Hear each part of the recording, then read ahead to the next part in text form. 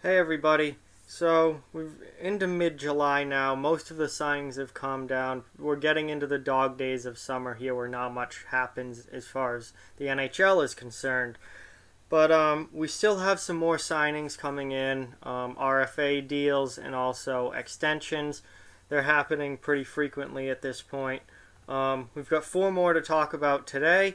But before we get to that, I just want to say if you're not yet a subscriber to this channel, please hit that subscribe button. There's something here for everyone. As long as you like hockey in the NHL, there are videos here for you that you'll enjoy. So if you're not yet already a subscriber, please hit that sub button. Now, we've got four more deals to talk about. First one is Elias Lindholm in Calgary. Signed a 6-year deal for $4.85 million per year. Pretty big contract for Lindholm as far as money wise. I don't know if he's necessarily worth a deal this big at this point. I think he certainly can be, and if he keeps improving in the future, then this will end up being a good contract. But I think Calgary is really banking on him getting better and better as the years go on. He's still obviously a young player and absolutely can. I'm not saying that this is a bad contract.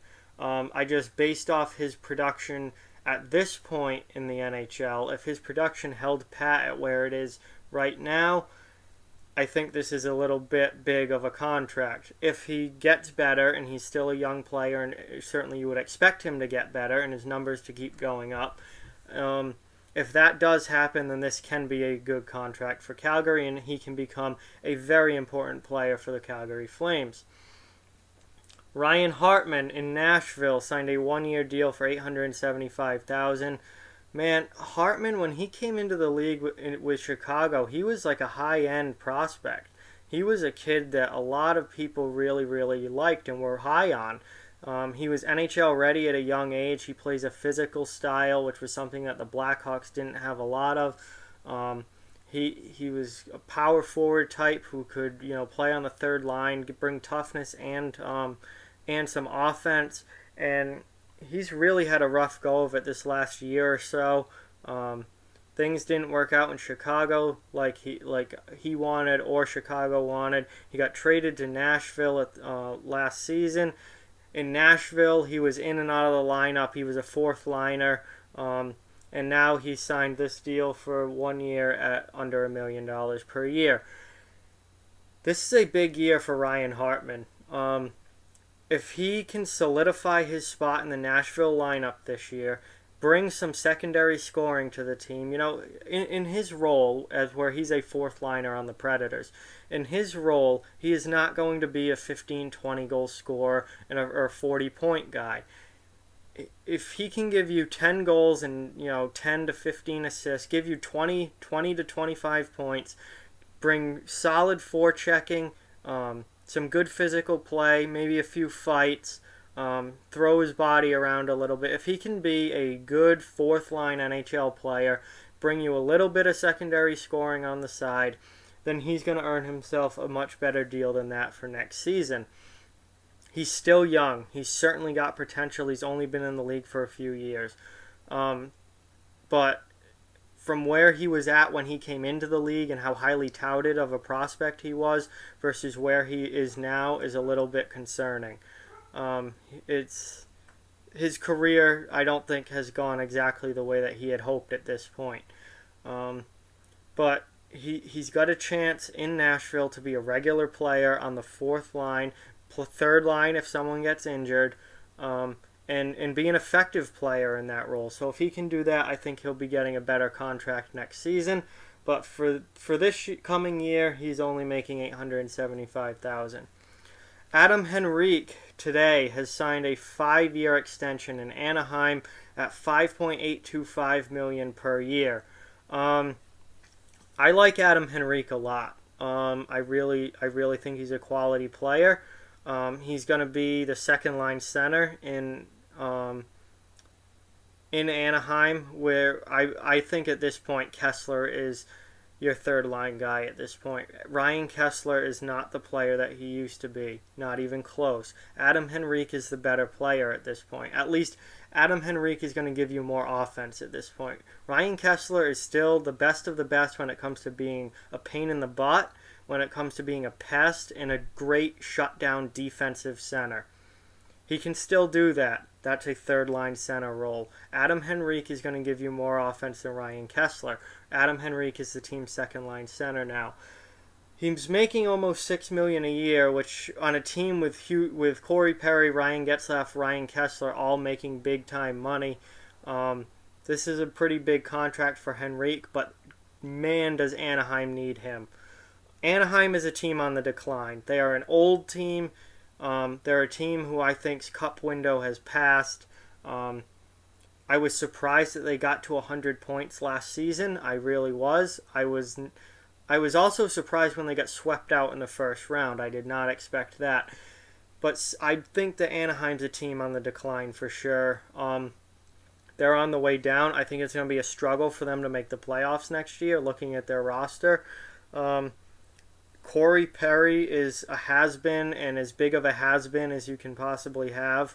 Ryan Getzlaf is not even close to the player that he used to be, and he's got injury problems. The future of that team is Rickard Rakell and Adam Henrique, because Perry and Getzlaf are really on the downswing and on their way out. Ryan Kesler has major injury issues. He's on his way out. They've got some nice young players there. On the back end, Josh Manson I really, really like. He's probably my favorite Duck, is Josh Manson. Elias Lindholm's a great player, really good. They have pieces there, but they also have some very old pieces there. And I don't think, as a team, they're nearly as good as they were, say, 2 or 3 years ago. I think Anaheim is a team on the downswing, but this gives them at least a viable second-line option. Gives them somebody who can bring some offense, because a lot of their players don't bring nearly enough offense anymore. Anaheim has a lot of work to do in trying to rebuild this team without going through a few years of being really, really bad. And it's going to be tough because, I mean, it's hard to get those high draft picks without being really, really bad for a period of time. They're either going to have to find some late first round gems who really blossom into high quality players, like David Pastrnak did for the Bruins, where they drafted him later in the first round, and he's turned into, a guy who I think could potentially be, or certainly be, a 40 goal scorer in the NHL. So, Anaheim has some work to do, but I don't mind this contract, because I think Adam Henrique, given the situation that Anaheim is in, needs him very badly. And he's going to be a major, major part of that team. And lastly, Philip Danault in Montreal, 3 years, just over $3 million per year.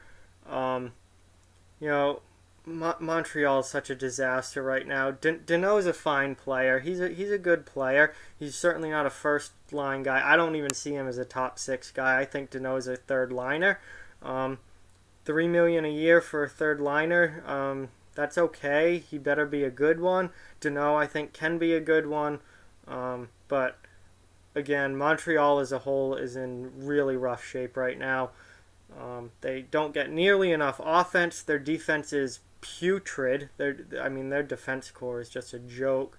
And they basically completely rely on Carey Price in net. If Price gets hurt, the season's over before it gets here.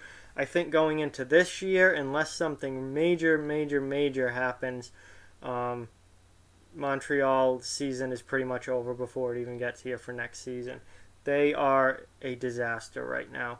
So those are your 4 big signings between yesterday and today. Danault was yesterday. The other 3 were all announced today.